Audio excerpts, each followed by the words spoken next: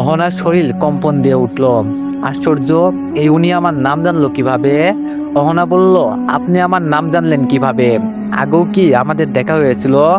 উনি হাসতে হাসতে বললেন, তোমার নাম রেখেছি আমি নিজেই, তো কিভাবে ভুলে যাই বলো? কথাটি শোনা মাত্রই অহনা দৌড়ে রুমের ভিতরে চলে আসে, কিন্তু ভিতরে এসে দেখে সেখানে কেউ নেই। পুরো ঘর ফাঁকা, আর চারিদিকে মানুষের মরদেহ পড়ে আছে। অহনা বলল, কি ব্যাপার, আপনি কোথায়? আপনাকে তো দেখতে পাচ্ছি না। উনি বললেন, আমাকে দেখবা কিভাবে? আমি তো 18 বছর আগেই মারা গিয়েছি। অহনা বলল, তাহলে কথা বলছেন কিভাবে যদি বেঁচেই না থাকেন? উনি বললেন, সেটা তুমি বুঝবা না। অহনা, আমি তোমার দাদি বলতেছি। অহনা বলল, হ্যাঁ আমি জানি, কিন্তু আমার বাবা মা কোথায়? অহনার দাদি বলল, ধীরে ধীরে সব বলবো। তার আগে তুমি হাসিবের আত্মাকে মুক্তি দাও, হাসিবকে পুনর্জন্ম দাও, তাহলে সবকিছু খুঁজে পাবে। অহনা বলল, তুমি হাসিবকেও চেনো? অহনার দাদি বলল, কেন চিনব না বলো? আমার নাতনি যাকে ভালোবাসে তাকে কি না চিনে থাকা যায়? অহনা বলল, ও, এখন আমাকে কি করতে হবে? অহনার দাদি বলল, আজকে রাতে তুমি এখানে থাকো, আমি সবকিছুই বলবো তোমাকে। অহনা বলল, আমি এই রুমে থাকতে পারবো না, চারিদিকে রক্ত পড়ে আছে, আমার মরদেহ। উপস, খারাপ লাগে। অহনার দাদি বলল, তোমার চোখ বন্ধ করো আর খোলো, দেখবা সব ঠিক হয়েছে। দাদির মুখে এরূপ কথা শোনা মাত্রই অহনা চোখ বন্ধ করে খোলা মাত্রই দেখতে পাই পুরো রুম জল জল করতেছে। মনে হচ্ছে এত সুন্দর রুম আগে কখনো দেখেনি। অহনার দাদি বলল, কি অহনা, খুশি হয়েছো? অহনা বলল, হ্যাঁ হয়েছি, কিন্তু তুমি সামনে আসো। অহনার দাদি বলল, পাগলি মেয়ে, তুমি যেই দিন আমাদের আত্মাকে মুক্তি করবে সেই দিন তোমার সামনে আসতে পারবো আমি। অহনা বলল, কিভাবে মুক্তি করব? অহনার দাদি বলল, সবার আগে হাসিবকে মুক্তি করো, এরপর হাসিবকে বিয়ে করো। অহনা বলল, মানে? আমার তো স্বামী অব্র আছে, হাসিবকে কেন আবার বিয়ে করব? অহনার দাদি হাসতে হাসতে বলল, অব্র মানুষ না, অব্র একটা নরপশু। অহনা বলল, কি বলো এইসব? অব্র নরপশু? অহনার দাদি বলল, হ্যাঁ, এইসব কথা এখন বাদ দাও, তোমাকে যেটা বলতেছি সেটাই করো। অহনা বলল, ঠিক আছে। অহনার দাদি বলল, হাসিবকে বাঁচিয়ে ওরে বিয়ে করবা, এরপর তোমাদের দুজনের রক্ত দক্ষিণপাড়া গ্রামের মসজিদে যিনি ইমাম সাহেব আছে ওনাকে দিবা। অহনা বলল, উনি রক্ত কি করবে? অহনার দাদি বলল, পরে সবকিছু বুঝিয়ে দিব, বর্তমানে তুমি ক্লান্ত, এখন একটু ঘুমাও। অহনা বলল, না, আমি ঘুমাবো না, আমি আজকে থেকেই হাসিবকে বাঁচানোর চেষ্টা করব। অহনা বলল, কিন্তু কিভাবে করব? অহনার দাদি বলল, কেন, সেই দিন কবরস্থানে হাসিব তোমাকে বলেনি কি কি করতে হবে? অহনা বলল, হ্যাঁ বলেছে, কিন্তু সঠিক মনে নাই। অহনার দাদি বলল, আমি আবার বলে দিচ্ছি শোনো। এক, তোমাকে 7টি মসজিদের পানি আনতে হবে, রাত 12টার পরে সেই পানি আমার লাশের উপর দিতে হবে। 2, খেয়াঘাটের নদী থেকে তোমাকে একটি মিষ্টি কালারের শাপলা ফুল আনতে হবে, এই ফুলটি কিন্তু অমাবস্যা রাতে একবারই ফোটে। 3, তোমার শাশুড়ির রক্ত লাগবে আমার আত্মাকে জাগিয়ে তুলতে। 4, আমার সেই অখণ্ড মাথাটি আনতে হবে। অহনা বলল, ঠিক আছে দাদি, আমি 7টি মসজিদের পানি আনতে যাচ্ছি, আর কালকে অমাবস্যার রাতে খেয়াঘাট থেকে মিষ্টি কালারের শাপলা ফুল আনবো। অহনার দাদি বলল, ঠিক আছে, তবে মসজিদে প্রবেশ করার সময় অবশ্যই সালাম দিবি, না হলে অনেক বিপদ হবে তোর। অহনা বলল, অবশ্যই। অনেক্স হচ্ছে সবচেয়ে বিশ্বস্ত বুকমেকার, যা পিএইচডি এবং সিরিয়া অ্যাপের অফিসিয়াল পার্টনার। আর আপনারা তো জানেন ইন্ডিয়ান প্রিমিয়ার লিগ শুরু হয়ে গিয়েছে, এটি হতে পারে সবচেয়ে বড় সুযোগ আপনার প্রিয় দলকে সমর্থন করার। এই অ্যাপসে আপনি cricket, football, tennis live match দেখতে এবং তাদের স্কোর ভবিষ্যৎবাণী করে সহজেই অর্থ উপার্জন করতে পারবেন। সেই সাথে বিএমডাব্লিউ গাড়ি, আইফোন, ল্যাপটপ এবং আরও অনেক নগদ পুরস্কার জেতারও সুযোগ রয়েছে। এই অ্যাপটিতে আপনি class, crystal, under and over 21 ইত্যাদি গেম খেলে সহজেই আয় করতে পারবেন। আপনি বিকাশ, নগদ, রকেট, ব্যাংক, ক্রিপ্টো, পেপাল এবং অন্যান্য সহজ পদ্ধতির মাধ্যমে সহজেই আপনার জেতা টাকা তুলতে পারবেন। এখানে আপনি 24 ঘন্টা 7 দিন গ্রাহক সহায়তা পাবেন। তাই এখনই গুগলে অনেক সার্চ করে প্রথম ওয়েবসাইটে গিয়ে রেজিস্ট্রেশন করুন।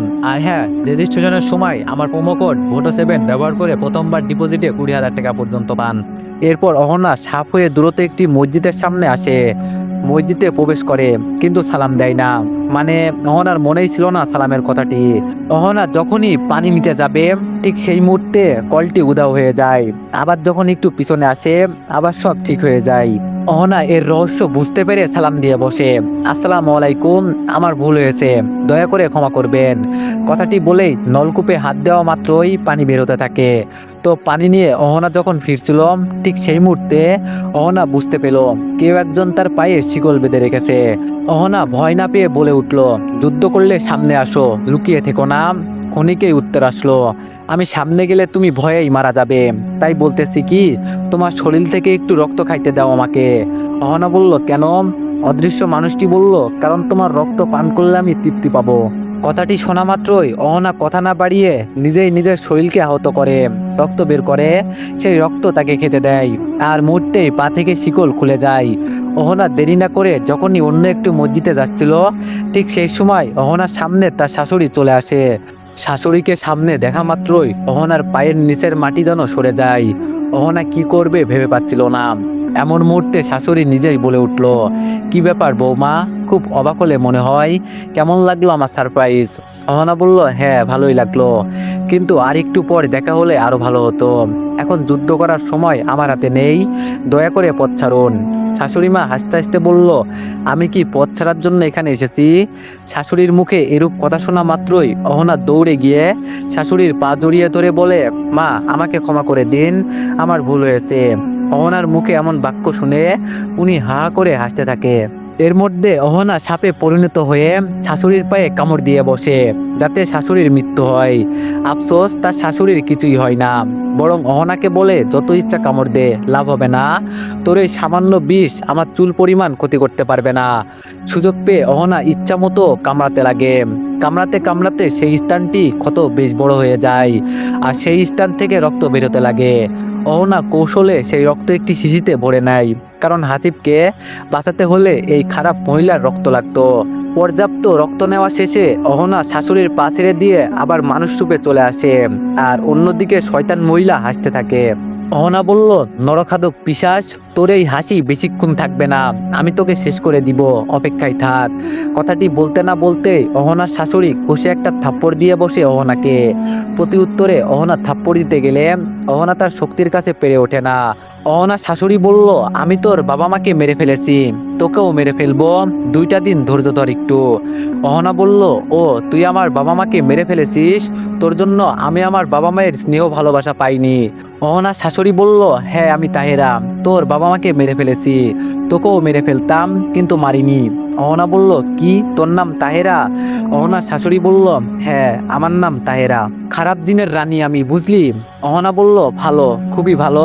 কথাটি বলে অহনা এবার চিৎকার করে বলে ওঠে, হাসিব আমাকে বাঁচাও, তাহেরার হাত থেকে প্লিজ। মুহূর্তে সেখানে হাসিব উপস্থিত হয়, যা দেখে তাহেরা আরো জোরে হাসতে লাগে। আমি যাকে মেরে ফেলেছি সেই তোকে রক্ষা করবে বলেই আরো হাসতে লাগে। তাহেরা বলল, তোরা দুজন আমার কিছুই করতে পারবি না, বুঝলি? হাসিব বলল, অহনা তুমি পালিয়ে যাও, আমি তাহেরাকে দেখতেছি। কথাটি বলেই হাসিব তাহেরার প্রতি ঝাঁপিয়ে পড়ে। অন্যদিকে অহনা এই সুযোগে পালিয়ে যেতে লাগে। তাহেরা একটু বিপদেই পড়ে যায়, কার দিকে দৌড়াবে বুঝতে পারছে না। এই দিকে অহনা পালিয়ে যাচ্ছে, অন্যদিকে হাসিব যুদ্ধ শুরু করেছে। শেষ পর্যন্ত তাহেরা হাসিবের সঙ্গে যুদ্ধ শুরু করে দেয়। হাসিবও কৌশলে তাহেরার সঙ্গে যুদ্ধ চালিয়ে যেতে থাকে, আর অন্যদিকে অহনা পালিয়ে যায়। এভাবে বেশ কিছুক্ষণ যুদ্ধ করার পরে হাসিব যখন তাহেরার সঙ্গে পেরে উঠতেছিল না, তখন হাসিবও কৌশলে পালিয়ে যায়। তাহেরা পুরোই বোকা হয়ে যায়। পরবর্তীতে এক এক করে অহনা সবগুলি মসজিদ থেকে পানি সংগ্রহ করে সেই জঙ্গলে ফিরে আসে। জঙ্গলে আসা মাত্রই ওনার দাদি বলে ওঠে, অহনা আজকে হাসিবের জন্য বেঁচে গিয়েছিস, তুই একটু সাবধানে চলাফেরা করবি, তোর সামনে অনেক বিপদ। অহনা বলল, দাদি আমি তো কোনোভাবেই তাহেরার সঙ্গে পেরে উঠতেছি না, ওর শরীরে অনেক শক্তি। অহনার দাদি বলল, হ্যাঁ আমি জানি, আরেকটি কথা, ওগুলো ওর নিজের শক্তি না, যত খারাপ জিন আছে সবার শক্তি নিয়ে তাহেরা চলে। অহনা বলল, বুঝতে পেরেছি, এখন কালকে আমাকে কি করতে হবে সেটা বলো। অহনার দাদি বলল, কালকে অমাবস্যার রাত, কালকে তুই খেয়াঘাটের নদী থেকে মিষ্টি কালারের শাপলা ফুলটি নিয়ে আসবি, ওখানে গেলে অনেক বিপদের মুখোমুখি হবি, কিন্তু ভয় পাবি না। অহনা বলল, ঠিক আছে দাদি, তুমি চিন্তা করিও না, আমার নিজের জীবনের বিনিময়ে হলেও তোমাদের রক্ষা করব। অহনার দাদি বলল, পাগলি মেয়ে কোথাকার, আমরা চাই তুই ভালো থাক। অহনা বলল, আমি সবাইকে নিয়ে ভালো থাকতে চাই। অহনার দাদি বলল, ঠিক আছে। তো পরের দিন অমাবস্যার রাতে অহনা সকল সরঞ্জাম নিয়ে খেয়াঘাটে রাত 12টার পর এসে দেখে একটি নৌকা চালক এখনো নৌকায় বসে আছে, যা দেখে অহনা বেশ আশ্চর্য হয়। এত রাতে ভয়ঙ্কর নদীতে নৌকার মাঝি এখনো আছে। কাছে গিয়ে অহনা বলে, মাঝি নদীর মাঝে যাবে, অনেক টাকা দিব তোমাকে। মাঝি বলল, হ্যাঁ যাব, নৌকায় উঠে বসুন। অহনা বলল, ভাড়া ঠিক করবেন না? মাঝি বলল, না, আপনি খুশি হয়ে যেটা দিবেন সেটাই নিব, এখন উঠে পড়ুন। অহনা উঠে পড়ল। অহনা বলল, মাঝি চলুন এখন। কথা মতো মাঝিও নৌকা চালাতে লাগলো। প্রায় 10 মিনিট পর হঠাৎ নৌকার মাঝি নৌকা থেকে উধাও হয়ে যায়, অথচ নৌকা ঠিক আগের মতোই চলতেছে। এমন দৃশ্য দেখে অহনা রীতিমতো অবাক হয়ে যায়। এটা কিভাবে সম্ভব? মাঝি ছাড়া নৌকা চলা? সাহস নিয়ে অহনা বলে ওঠে, মাঝি, ও মাঝি, কোথায় হারাই গেলেন? নাকি নৌকা থেকে পড়ে গেলেন? মাঝির দিক থেকে কোনো আওয়াজ নেই। অহনার কাছে এইবার সবকিছু খোলাসা হয়ে গেল। এই মাঝির মধ্যেও নিশ্চয়ই কোনো সমস্যা আছে। নৌকা যখন নিজ গন্তব্যের দিকে যাচ্ছেই, তাই অহনাও আর মাঝির খোঁজ করে না।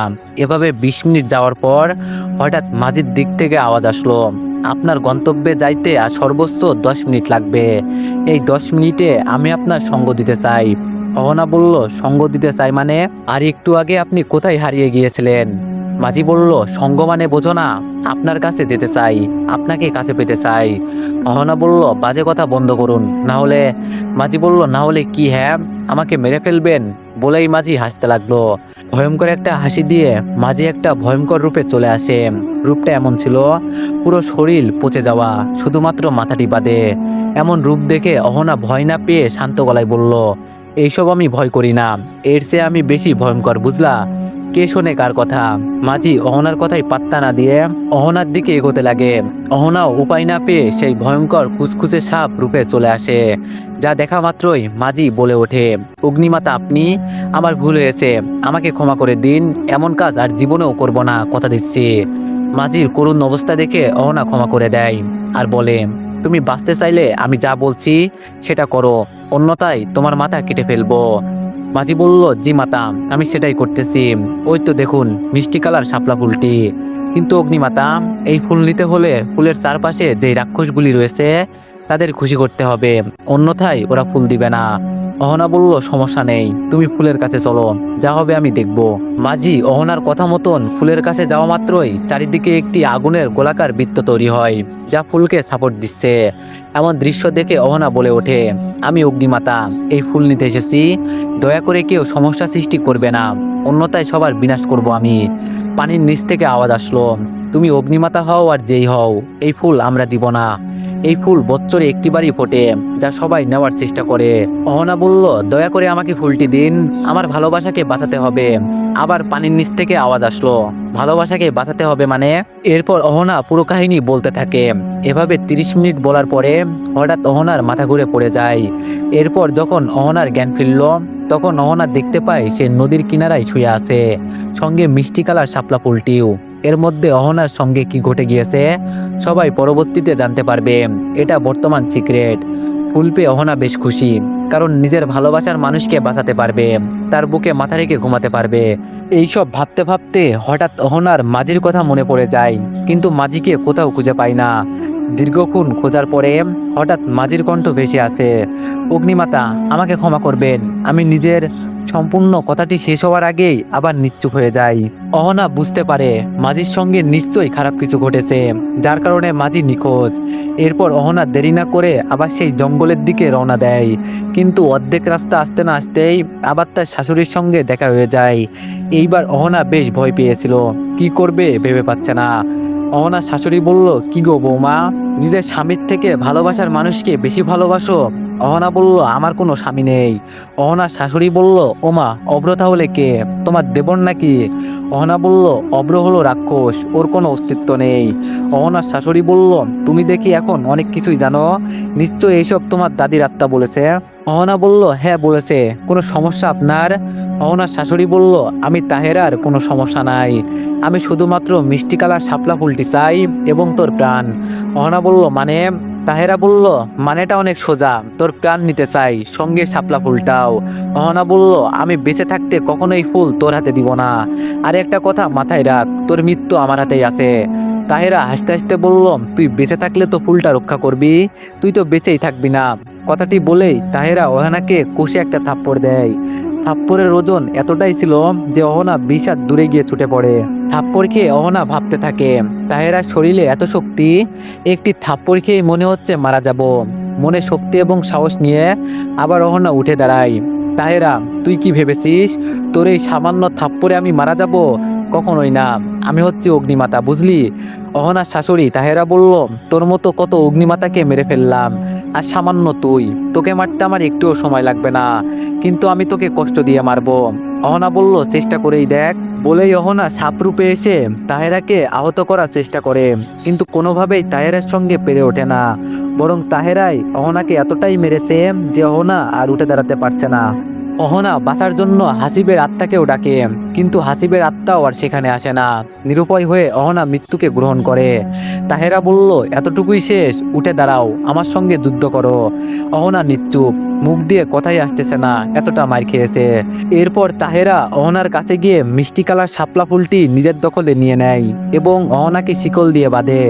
শিকল দিয়ে বাঁধার পর তাহেরা তার রাক্ষসগুলোকে বলে, ওই আমার রাক্ষসের দল, অহনার শরীর ব্লেড দিয়ে ফাড়া করে সেখানে লবণ দিবি, যতক্ষণ পর্যন্ত না মারা যায়। তাহেরার কথা মতো দুইজন রাক্ষস অহনার কাছে গিয়ে ব্লেড দিয়ে শরীর ফাড়া করে কেটে সেখানে লবণ দিতে লাগে।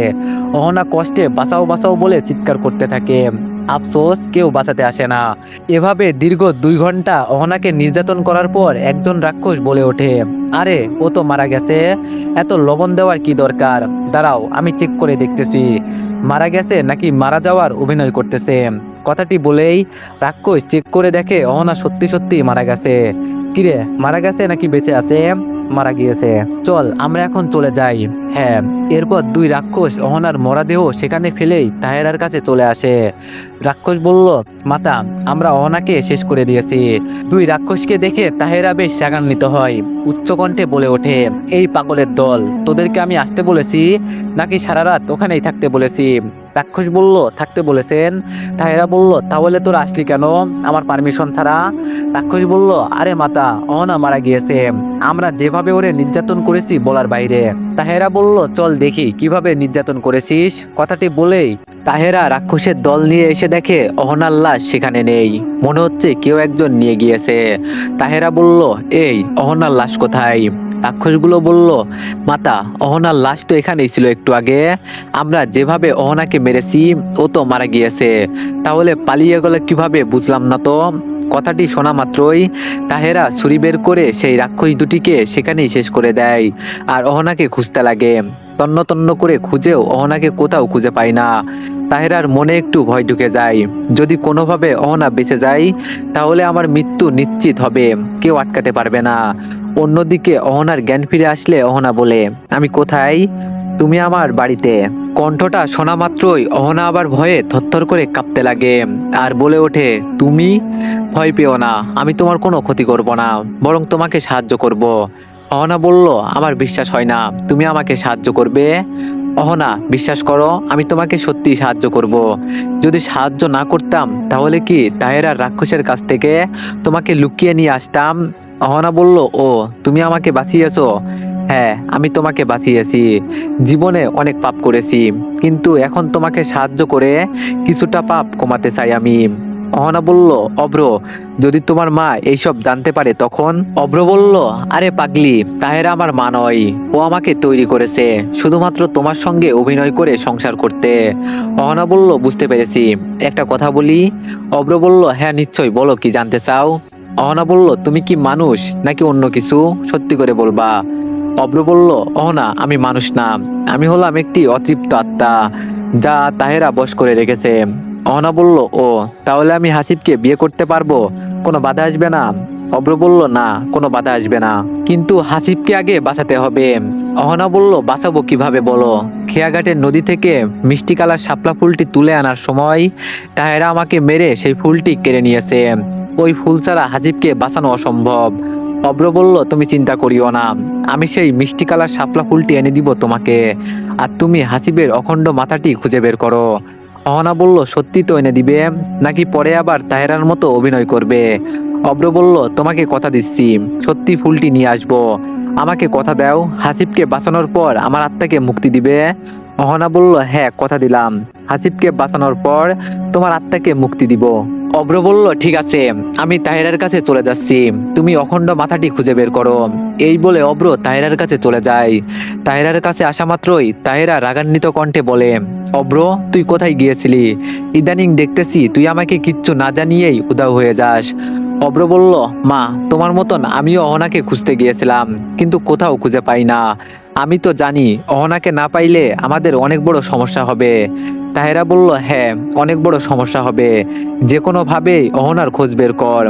অব্র বলল, ঠিক আছে মা, তুমি চিন্তা করিও না, অহনাকে খুঁজে বের করবই আমি, একটু ধৈর্য ধরো তুমি। তাহেরা বলল, হ্যাঁ, তোর প্রতি আমার বিশ্বাস আছে, এজন্যই তো তোকে আমি এতটা ভালোবাসি। অব্র, শোন, আমার আলমারিতে সেই খেয়াঘাটের মিষ্টি কালার শাপলা ফুলটি রাখা আছে, একটু পরে ফুলটিতে পানি দিস, না হলে আবার ফুলটি শুকিয়ে গেলে সমস্যা আছে। আমি এইদিকে অহনাকে খুঁজতে বের হলাম। কথাটি শোনা মাত্রই অব্র খুশিতে আত্মহারা হয়, কারণ অব্র তো এটাই চাচ্ছিল। তাহেরা বলল, কি হলো, নিশ্চুপ হলি কেন? অব্র বলল, আরে নিশ্চুপ কোথায় হলাম, মনোযোগ দিয়ে তোমার কথাগুলো শুনতেছিলাম।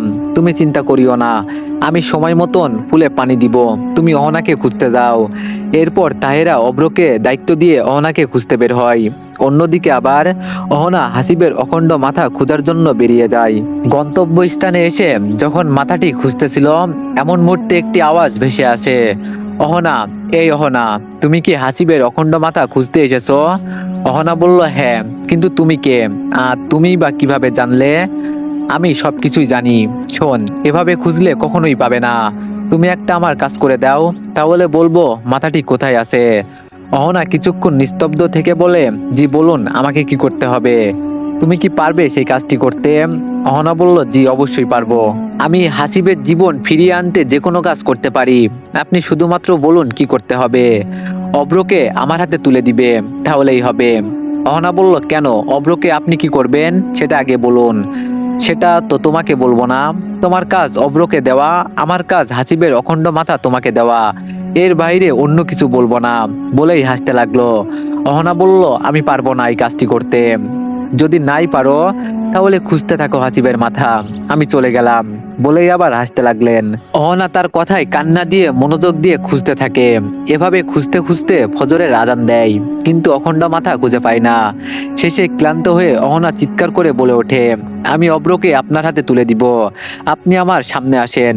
কিছুক্ষণ পর আওয়াজ আসলো, সত্যি দিবে নাকি মিথ্যা বলতেছো? অহনা বলল, হ্যাঁ, সত্যি অব্রকে আপনার হাতে তুলে দিব, আপনি আমার সামনে আসুন।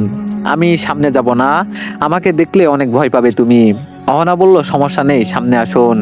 কথাটি শেষ হতে না হতেই লোকটি সামনে চলে আসে। আর সত্যি অহনা ভীষণ ভয় পায়। লোকটি কোমর থেকে উপরে সাপ, আর নিচে মানুষের মতো পা, দেখতে খুবই বিশ্রী। লোকটি বলল, কি হলো, ভয় পেলে নাকি? অহনা বলল, না, ভয় পাইনি। আপনি কি সত্যি জানেন হাসিবের মাথা কোথায় আছে? লোকটি বলল, হ্যাঁ, অবশ্যই জানি, আমার সামনেই তাহেরা ওর মাথা কেটে ফেলেছে। অহনা বলল, ও বুঝেছি, ঠিক আছে, আমি কাল রাতে অব্রকে নিয়ে আসব, আপনি মাথাটি নিয়ে আসিয়েন। লোকটি বলল, ঠিক আছে। এরপর অহনা সেই স্থানে চলে যায় যেখানে অব্র তাকে রেখেছিল। সেখানে এসে দেখে অব্র মিষ্টি কালার শাপলা ফুলটি নিয়ে অপেক্ষায় আছে। অহনা বলল, অব্র, কখন আসলে? অব্র বলল, এই তো একটু আগেই আসলাম, তোমার অপেক্ষায় ছিলাম। হাসিবের মাথা খুঁজে পেলে? অহনা বলল, জি পেয়েছি প্রায়, কিন্তু তোমাকে যাইতে হবে সেখানে আমাকে সাহায্য করার জন্য। অব্র বলল, চলো যাই। অহনা বলল, কাল রাতে যাব, একটু পরেই সকাল হবে, কালকে যাই কেমন? আর ফুলটি দাও আমাকে। অব্র বলল, এই নাও ফুল। অহনা বলল, এত সহজেই পেয়ে গেলে, ভাবতেই পারিনি আমি, যাক ভালোই হয়েছে। অব্র বলল, তাহেরা আমাকে অনেক বিশ্বাস করে, তাই এত সহজে পেয়েছি। অহনা বলল, অব্র, তুমি বর্তমানে আমার সঙ্গেই থাকো কাল রাত পর্যন্ত, না হলে তাহেরা তোমাকেও শেষ করে দিবে। অব্র বলল, এইটা ঠিক বলছো। এরপর অহনা এবং অব্র একসঙ্গে সারাদিন কাটানোর পরে রাত নেমে আসলে সেই স্থানে চলে যায় যেখানে হাসিবের অখণ্ড মাথা রয়েছে। সেই স্থানে এসে অব্র বলে ওঠে, কোথায় হাসিবের মাথা, বলো, আমি বের করতেছি। অহনা বলল, একটু ধৈর্য ধরো, এত তাড়াহুড়ো কিসের? কথাটি বলেই অহনা বলে ওঠে, আমি অব্রকে নিয়ে এসেছি, তুমি হাসিবের মাথা নিয়ে আসো। মুহূর্তেই সেই লোকটি হাসিবের মাথাটি নিয়ে এসে অহনাকে দিয়ে দেয় এবং অব্রকে জাদুর মাধ্যমে বন্ধ করে ফেলে। অব্র বলে ওঠে, অহনা, কি হচ্ছে এইসব, উনি আমাকে বন্ধ করলো কেন? অহনা বলল, আমি জানি না। অব্র বলল, বুঝেছি, তুমি এর সঙ্গে হাত মিলিয়েছো, আমাকে শেষ করতে চাচ্ছ। সমস্যা নাই, তবে তুমি তাহেরার থেকে সাবধানে থাকিও। অব্রের এমন কথায় অহনার খুবই খারাপ লাগে, কারণ অব্র তাকে সত্যিই সাহায্য করেছে, আর তাকে নিজের সাথে বিপদে ফেলাই দিলাম। কথাটি ভেবে অহনা অব্রর দিকে তাকাতেই দেখতে পাই যে সেই লোকটা অব্রের বুক চিরে কলিজা বের করে খাইতেছে। অহনা যেন বিশ্বাসই করতে পারছে না। অহনা কান্না করতে লাগলো আর নিজেকে দোষী ভাবতে লাগলো। এভাবে বেশ কিছুক্ষণ যাওয়ার পরে অহনা অখণ্ড মাথা নিয়ে সেই কবরস্থানে যেতে লাগলো, যেখানে হাসিবের দেহটা পড়ে আছে।